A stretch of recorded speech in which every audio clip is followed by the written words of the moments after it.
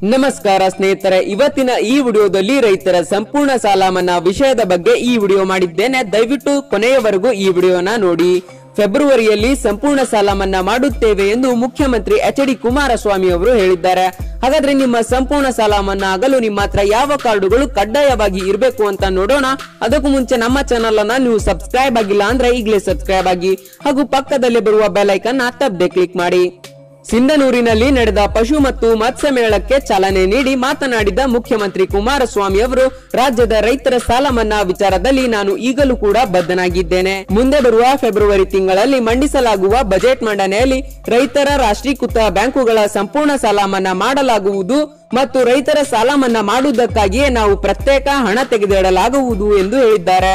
ಮತ್ತು ರೈತರ ಸಾಲ ಮನ್ನಾ ವಿಚಾರದಲ್ಲಿ ರೈತರು ಯಾವುದೇ ಗೊಂದಲ ಮಾಡಿಕೊಳ್ಳಬೇಡಿ ಎಂದು ಹೇಳಿದ್ದಾರೆ.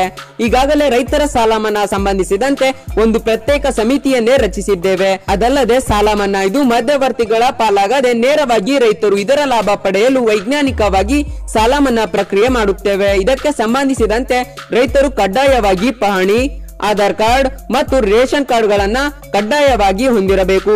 ಇವುಗಳನ್ನ ನಿಮ್ಮ ಸಾಲವಿರುವ ಬ್ಯಾಂಕ್ ನಲ್ಲಿ ಈ ಕಾರ್ಡುಗಳನ್ನ ನೀಡಬೇಕು. ಈ 3 ಕಾರ್ಡುಗಳ ಜೆರಾಕ್ಸ್ ಗಳನ್ನ ನೀವು ಸಾಲ ಪಡೆದಿರುವ ಬ್ಯಾಂಕ್ ನಲ್ಲಿ ನೀಡಬೇಕು.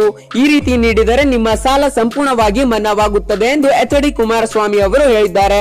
ಇದರ ಬಗ್ಗೆ ನಿಮಗೆ ಯಾವುದೇ ಡೌಟ್ಸ್ ಇದ್ರೆ ನಮ್ಮ ಕಮೆಂಟ್ ಬಾಕ್ಸ್ ನಲ್ಲಿ ತಪ್ಪದೆ ತಿಳಿಸಿ. ಈ ವಿಡಿಯೋ ನಿಮಗೆ ಇಷ್ಟವಾಗಿದ್ರೆ ಲೈಕ್ ಮಾಡಿ ಮತ್ತು ಎಲ್ಲಾ ಕಡೆ ಶೇರ್ ಮಾಡಿ. ಇಂತ ಇಂಟ್ರೆಸ್ಟಿಂಗ್ ಸುದ್ದಿಗಳಿಗಾಗಿ ನಮ್ಮ ಚಾನೆಲ್ ಅನ್ನ ತಪ್ಪದೆ ಸಬ್ಸ್ಕ್ರೈಬ್ ಆಗಿ. ಈ ವಿಡಿಯೋ ನೋಡಿದ್ದಕ್ಕಾಗಿ ತುಂಬಾ ಧನ್ಯವಾದಗಳು.